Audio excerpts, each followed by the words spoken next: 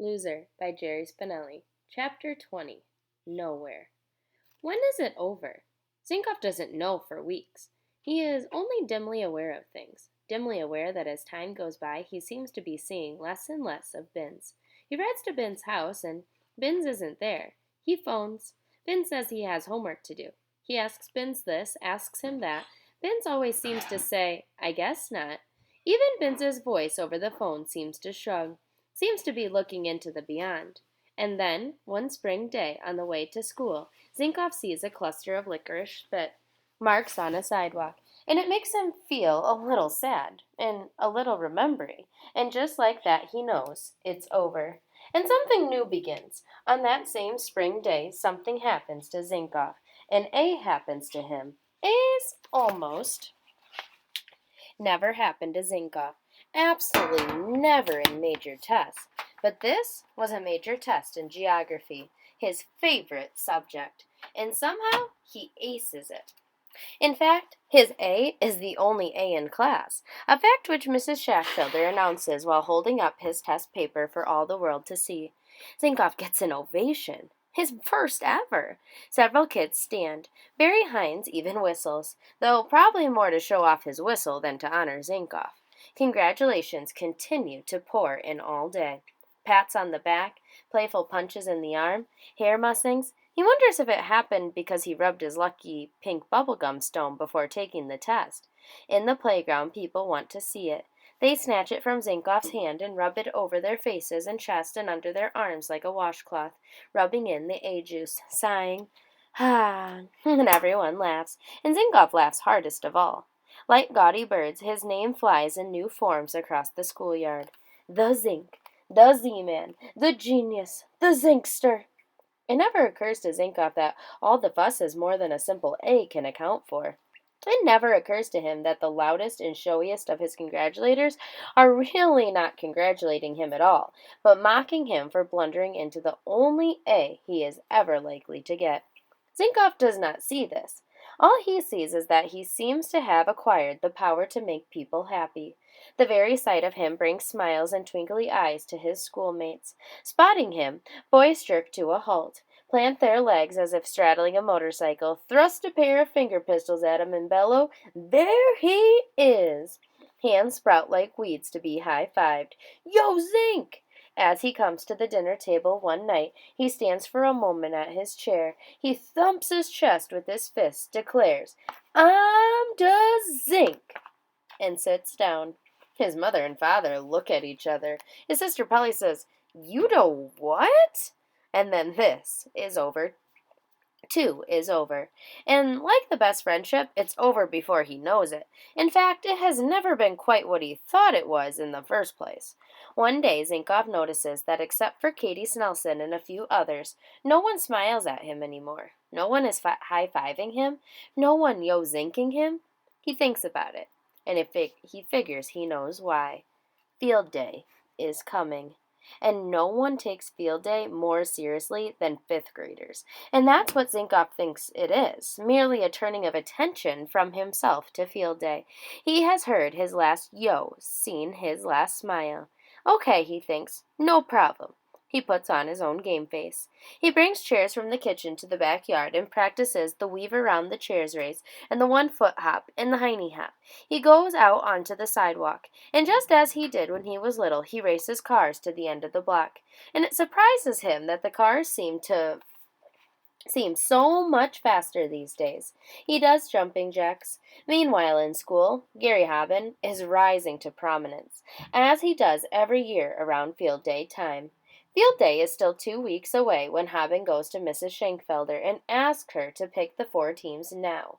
"We want to have time to practice together," he says, so Mrs. Schenkfelder writes across the top of the green board, red, yellow, purple, green. Then she writes each student's name on a slip of paper and mixes them in a box. She calls Ronnie Joe Thomas up front and tells her to turn her head away and pick a slip from the box. The first name out of the box goes in the red column, the next name in the yellow column, and so on until each student is assigned to a team. Gary Haben is a yellow. So is Zinkoff. Oh, no, blurts Haben the moment he sees Zinkoff's name go under his. The teacher turns from the board. Pardon me? We can't be on the same team again, says Haben. We're supposed to be on different teams each year to make it fair. Mrs. Shankfelder frowns. Don't be silly. There's no such rule. Haben snarls under his breath. There is now. 10 minutes later, Zinkoff receives a note on his desk. The note says, Forget yellow. Join another team. On the playground at lunchtime, Haben comes to Zinkoff. Did you get the note? Yeah, says Zinkoff. What's it mean? It means what it says. You're not a yellow. Join another team. But I am a yellow. Mrs. Shankfelder said so. Haben is taller than Zinkoff. He leans down until his eyes are locked into Zinkoff's. Zinkoff can smell the hot dog on his breath. Listen, says Haben, you're not going to make me lose again. There's no way you're going to be on my team. You understand? Forget it. Zinkoff is confused. A week ago, Haben was high-fiving him and calling him the Zink. And now this? But I practice, says Zinkoff. I'm good now. Haben laughs. You're a loser. You lose. Go lose with somebody else. You're not a yellow. He walks off, turns back. And you can't even walk right. It's in Zinkoff's mind to say, But I got an A.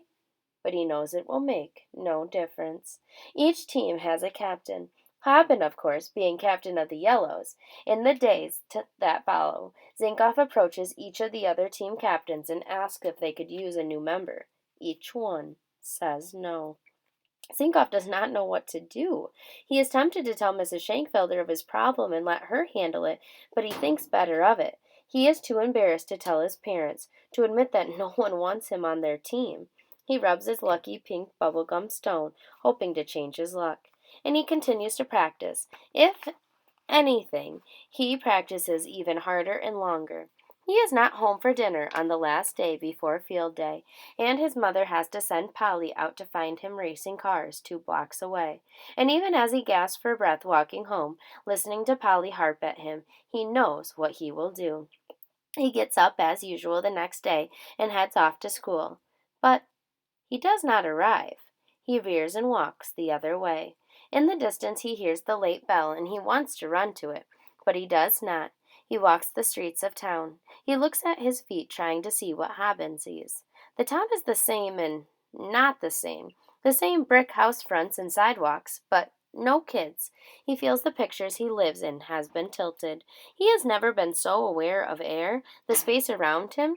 He feels like he did when he wandered by mistake into the girls' room.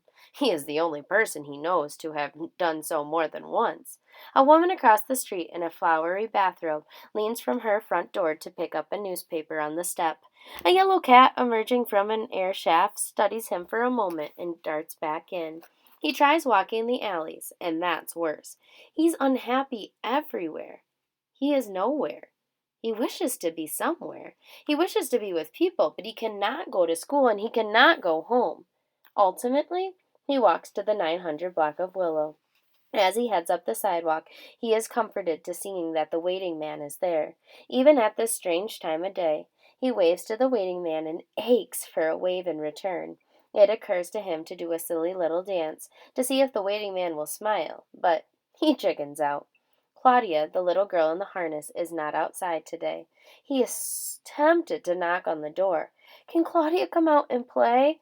But how silly would that sound? Him, 11 years old? Oh, mailman!